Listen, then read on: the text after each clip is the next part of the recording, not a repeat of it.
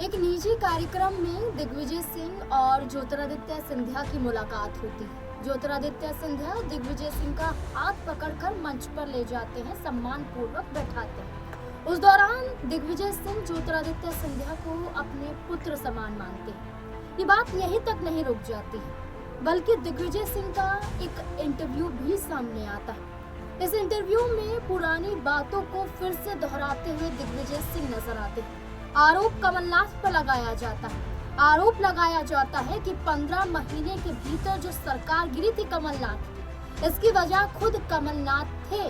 दिग्विजय सिंह ने इस बात का खुलासा किया कि ज्योतिरादित्य सिंधिया आज भी कांग्रेस पार्टी का हिस्सा रहते, लेकिन ज्योतिरादित्य सिंधिया की मांगों को पूरा कमलनाथ ने नहीं किया और यही वजह बनी कि ज्योतिरादित्य सिंधिया अपने समर्थक विधायकों को लेकर भारतीय जनता पार्टी में शामिल हो गए। दिग्विजय सिंह का ये बयान क्या सिर्फ पुरानी बातों को दोहराना था या फिर ज्योतिरादित्य सिंधिया के करीब जाना था? क्या कांग्रेस पार्टी से हटने का कदम उठाने का विचार बना रहे हैं दिग्विजय सिंह? आखिरकार अपनी ही सरकार पर आरोप, अपनी ही सरकार के नेता पर आरोप, कमलनाथ जो बेहद करीबी माने जाते हैं,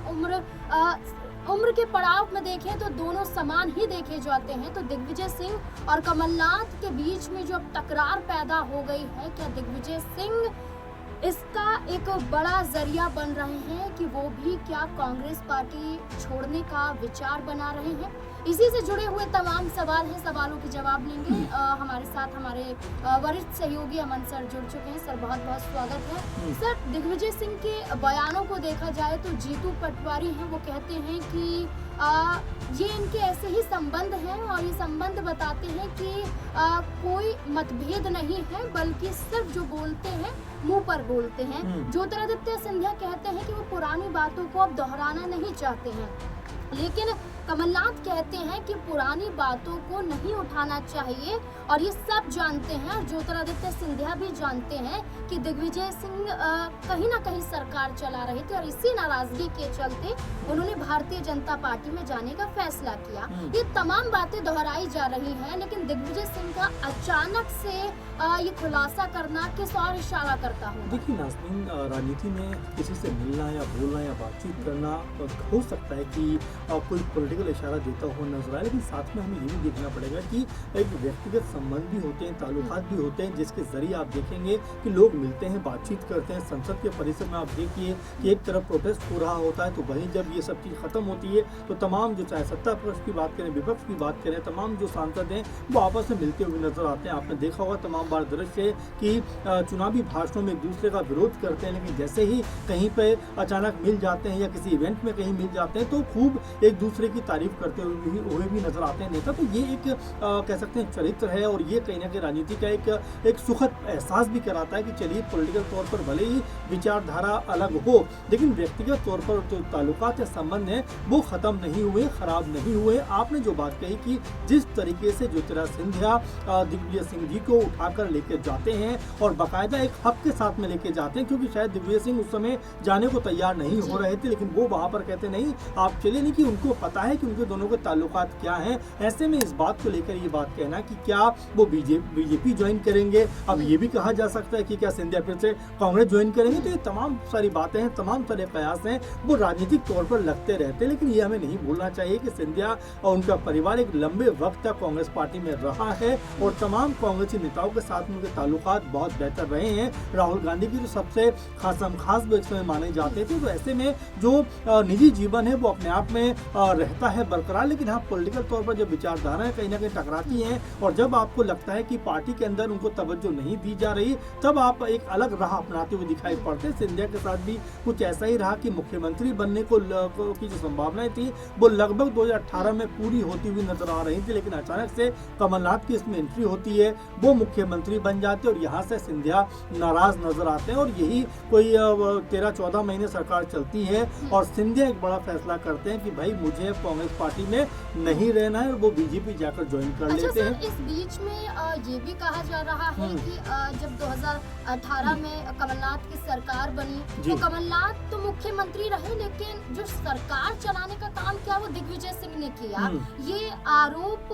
लगाए गए और यही बात दोहराते हुए कमलनाथ भी नजर आए। और भारतीय जनता पार्टी के नेता नरोत्तम मिश्रा ने भी कहा कि जिन्हें कमलनाथ ने तो कबूल किया कि सरकार दिग्विजय सिंह चला रहे थे, तो क्या दिग्विजय सिंह अपना बचाव करने के लिए क्या ये बयान उन्होंने दिया और कमलनाथ पर कहीं ना कहीं ठीकरा फोड़ा? देखिए, अभी कयासों की बात है और तमाम बीजेपी के नेता हों या कांग्रेस पार्टी के नेता हों, तमाम सारी बातें कहते हुए नजर आते हैं, लेकिन ये तमाम जो चीजें हैं वो कहीं ना कहीं राजनीति से प्रेरित नजर भी आती हैं। क्योंकि सिंधिया को लेकर उस समय जब मैं लगातार उस समय खबरों को देख रहा था, खबरें कर भी रहा था, और ये वो दौर था जब सिंधिया मजबूत नेताओं में कांग्रेस पार्टी के हुआ करते थे और हर कोई ये मानकर चल रहा था कि राजस्थान में अगर सचिन पायलट के सर पे सेहरा सजेगा सीएम पद का चुनाव जीतने के बाद, तो वहीं मध्य प्रदेश में ज्योतिरादित्य सिंधिया मुख्यमंत्री बनेंगे। लेकिन हैरानी उस वक्त हुई जब राजस्थान में अशोक गहलोत को मुख्यमंत्री बना दिया जाता है और मध्य प्रदेश में कमलनाथ के सर पर सीएम पद का सेहरा सज जाता है और दोनों नेता उस समय काफी नाराज भी हो जाते हैं। दोनों के जो समर्थक थे वो भी काफी नाराज हो जाते हैं और यहाँ तक खबरें आती है निकलकर 2020 का, अगर 21 का आपको याद हो वाकया,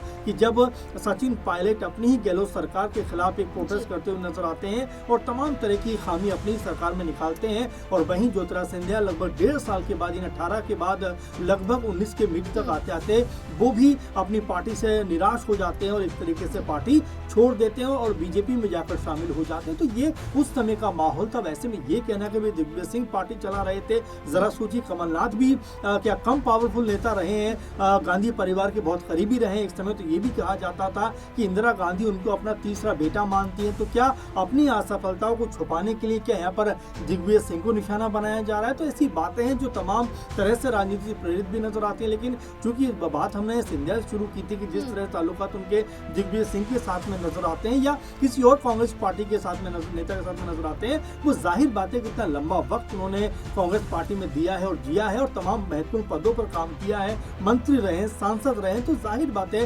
ताल्लुकात तो कहीं ना कहीं जिंदा रहेगा। देखिए, बिल्कुल ये भी कहा गया था कि ये 3 बड़े चेहरे हैं जो एक बार चर्चाओं में आए हैं और ज्योतिरादित्य सिंधिया ने तो साफ इनकार कर दिया कि वो पुरानी बातों को दोहराना नहीं चाहते हैं। और हाल फिलहाल में हम देख रहे हैं कि ज्योतिरादित्य सिंधिया का अंदाज ही अलग नजर आ रहा है, मानो कि मध्य प्रदेश में एक बार फिर से अपनी सक्रियता को दिखा रहे हैं, अपनी मजबूती को पेश कर रहे हैं। लेकिन ये तक कहा गया था कि उस दौरान सर की एक मीटिंग बुलाई गई थी, एक मीटिंग रखी गई थी और इस मीटिंग के जरिए ज्योतिरादित्य सिंधिया अपनी